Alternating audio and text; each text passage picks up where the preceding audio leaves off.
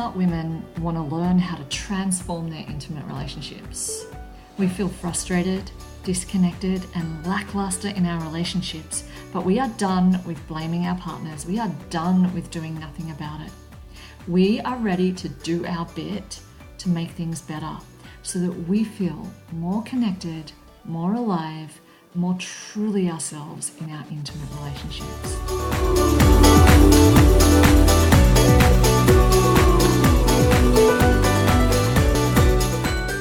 Welcome to Relationship Smart Women, the podcast. I'm your host, Nicole Matheson, and today I'm bringing you a piece called Revive Your Sex Life, Get Off the Orgasm Train.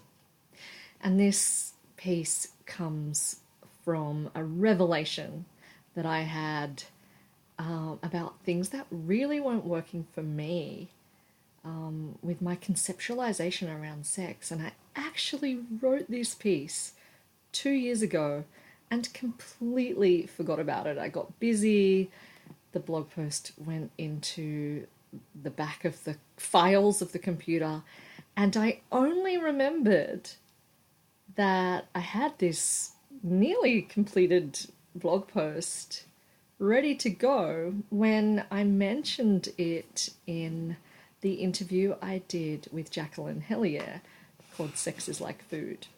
So if you've listened to that podcast episodes, the one before this, you'll hear me saying, I've just written a blog post about that. When I was editing that blog post just a couple of weeks ago, I was like, hang on, that blog post never came into existence. So I went and found it, and here it is. And obviously I've tweaked and edited this post a little bit to bring it up to my current beliefs, but it was pretty bang on back then as far as what I feel is detrimental in our cultural paradigm of sex. So here we go. Revive your sex life, get off the orgasm train. So forget about orgasm if you want to revive your sex life. Instead, get off the orgasm train. So I had a revelation recently.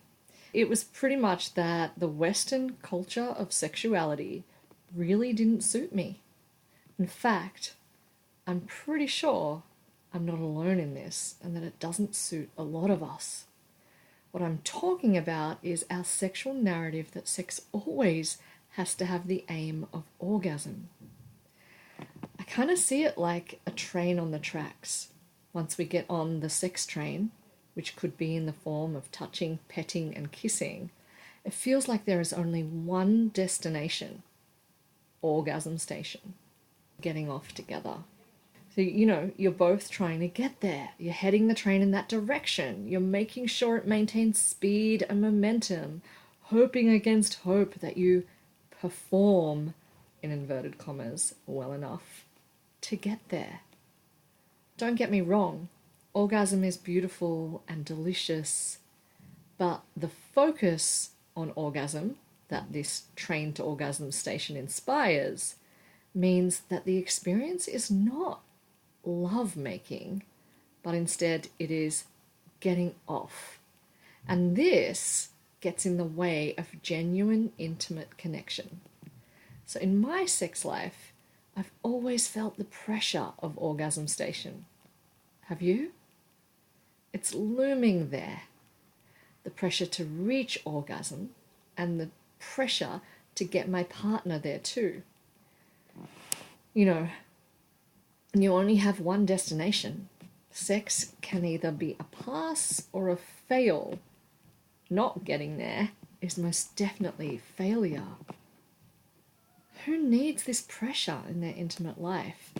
Not you, and not your partner either. Feeling railroaded.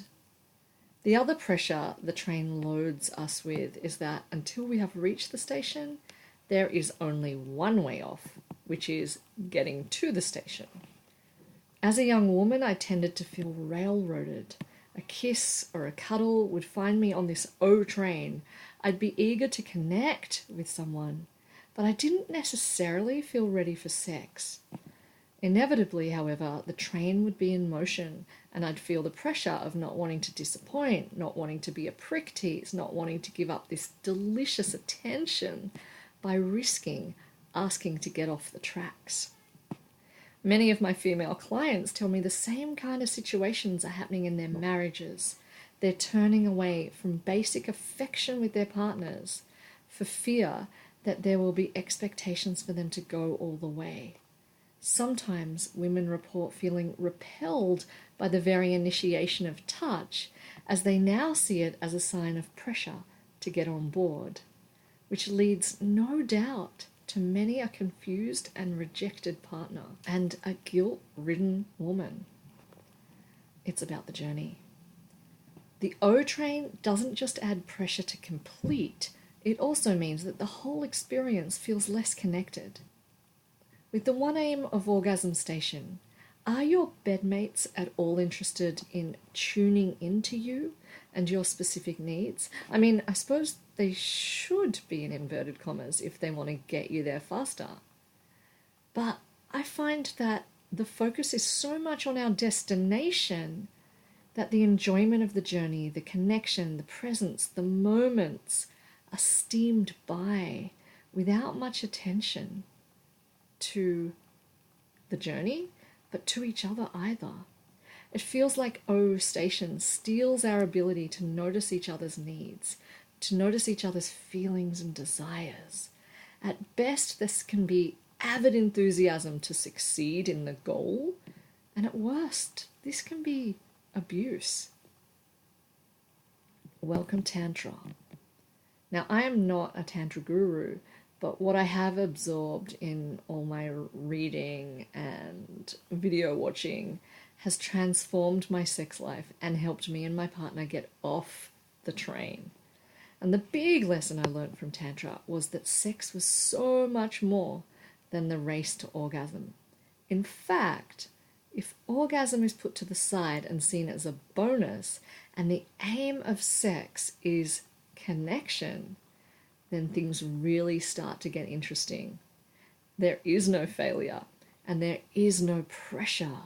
There's just you and your partner in intimacy. Tantra inspires a sexuality in which we aim to feel in, tune in, and tend to our partner's needs and desires, in which connection on energetic, spiritual, emotional, and physical levels is what matters. If Western sexual culture has us on a train, Tantra has us in a pleasure mobile, steered only by our response to each other. With my partner tuned into me and me to him, my frazzled nervous system starts to feel safe. All pressure dissolves away, and I am left feeling present, connected, and alive. Get off the train. Our sex lives, especially in long-term relationships, are delicate. Women are losing their libidos. Men are losing their erections.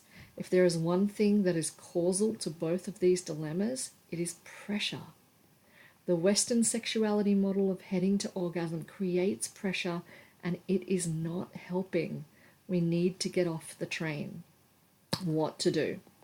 Number one, have a conversation with your partner about trying some Tantra to take the pressure off and to feel more connected.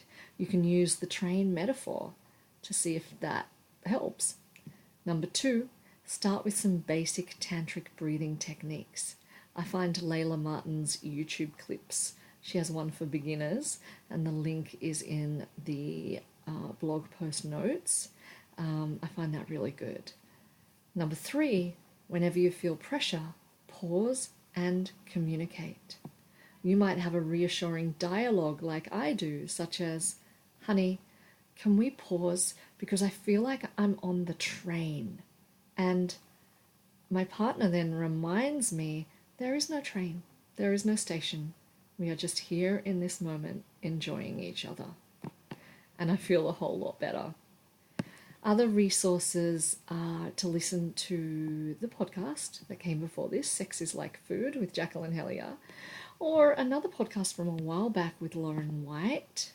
And if you need more ideas for reconnecting with your partner, try my free resource, Relationship Fuel, that you can find on my website.